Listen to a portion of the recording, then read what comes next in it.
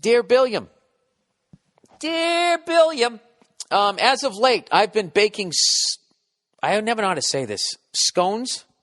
Sconces are the things that are on the walls. And the only reason why I know that is because I had to say that one time in an audition. Scones.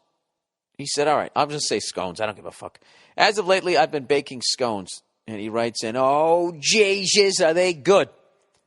I got the idea from you and your lovely pumpkin loaves. You sound so pumped talking about your baking, and it made me want to try it. It certainly adds another dimension to my game with the ladies. Oh, absolutely, dude. Let me tell you something, one thing about women.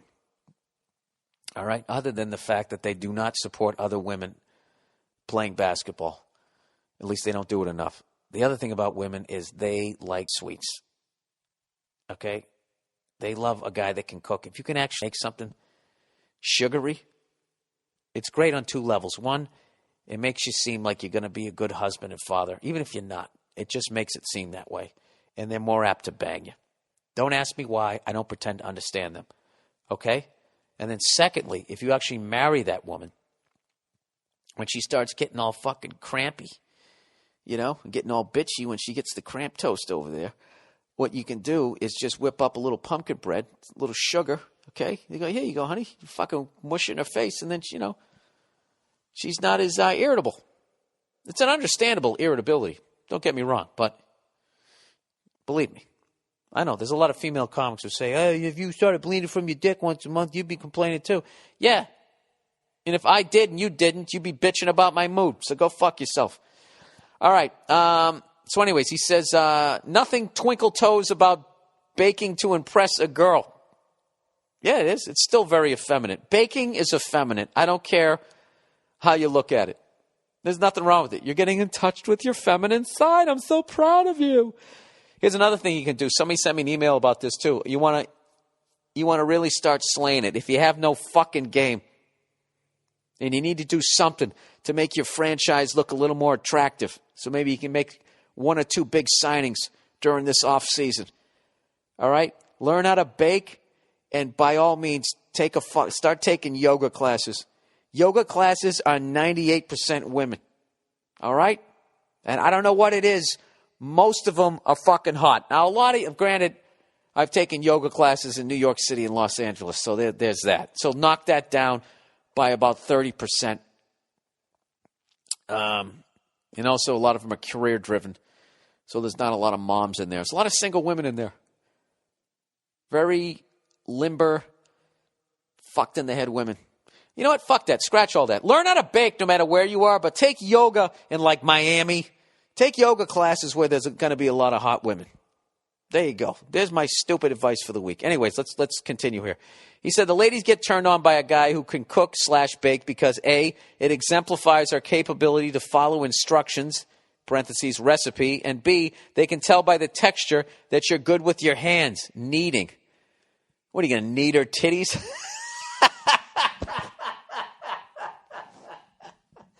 Just fucking grabbing her ass cheeks, you know? Semolina. Anyways, he says, thanks for letting us in on that little secret. Hey, dude, it's all you, buddy. You fucking took it and you ran with it. Yeah, that's all that shit. I'm telling you right now, if you want to upgrade the level of ass in your life, and you just look at yourself in the mirror and you're like, no matter what I do when I look at myself, you know, I'm like a 6, a 5. I'm telling you, if you learn how to fucking bake, okay? Just shit. You know what? You learn how to make shit that they like to eat. What's that? What's those? It looks like lasagna. It looks like a pie, but it has eggs in it. Quiche. Is that what it's called? I can never fucking remember. The only way I remember what that's called is I remember the actor Stacy Keach. So that's the nickname for that shit whenever I see it with Nia. Like, we'll come walking in and I'll look at the breakfast options, and then whenever I see it, I just go, Stacy! And she laughs for whatever fucking reason because she gets my sense of humor. So you've learned how to do that. Here's another one. All right? Learn how to make red velvet pancakes.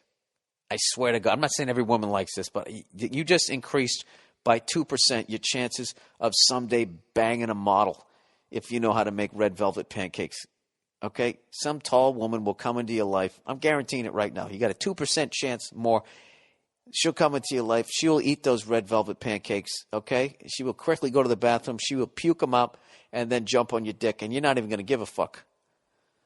Okay, because she's hot, Sorry. That was disgusting on so many levels. Anyways, he says, I'm looking forward to seeing you in Ottawa. Hopefully you get a chance to skate on the canal. Jesus Christ, if that doesn't sound like the most effeminate thing ever, I'll fucking do that in a second. He said, you're always welcome to come play hockey with us. After the show, get the fuck out of here. Where? I want to play. I got 2 shows there, I think. Dude, fuck that. If there's a game after the show in Ottawa, I want in. Don't fuck me, because I'm going to check my hockey shit. Are you going to be mad at me if I play? I have to play pond hockey with all my hockey gear on because I'm in the middle of a tour. I can't crack my skull, my knee, or my elbow there.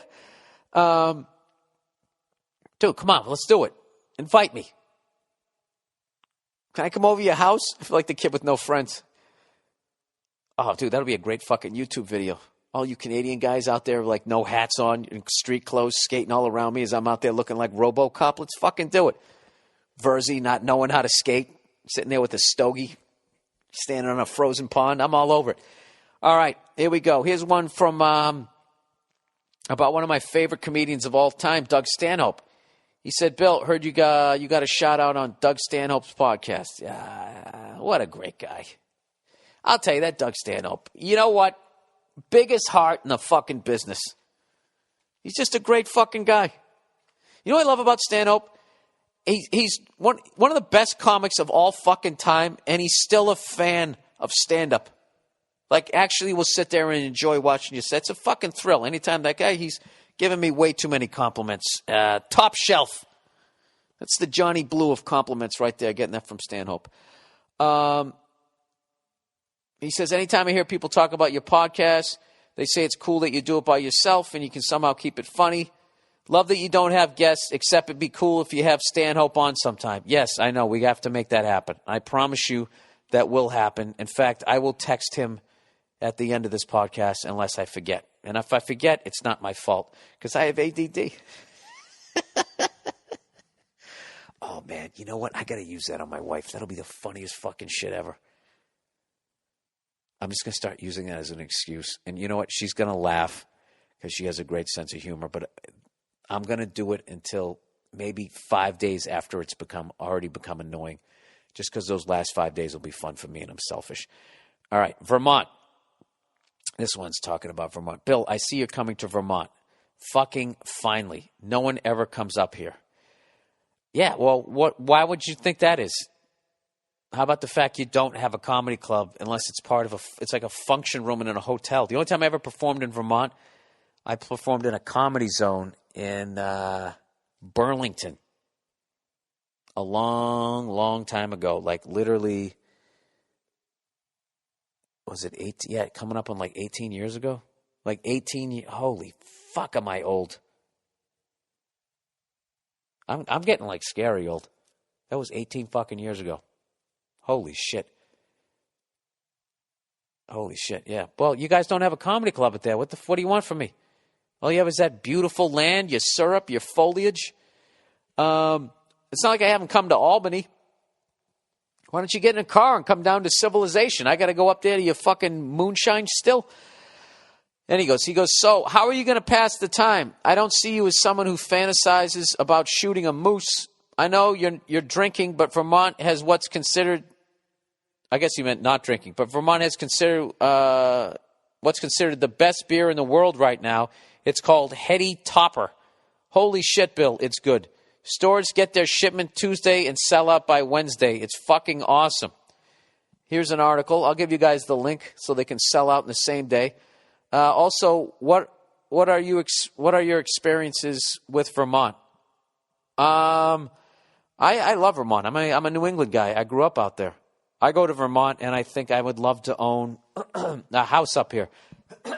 Sorry.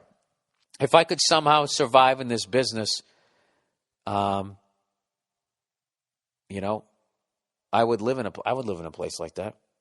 I think I would go a little bit crazy because I definitely need a little bit of action. I like the city. I mean, I'm a suburb guy. I'm not a country guy, so I don't know, dude. That actually sounds great. If I could get a fucking log cabin. I know you don't live in log cabins out there, but I don't. You know this fucking business. I'm tired, man. I did a lot of road work, and the more road you do, just the more you need a fucking vacation. But once you start selling tickets on the road, you get afraid if I take a fucking week off, they're going to move on to the next guy.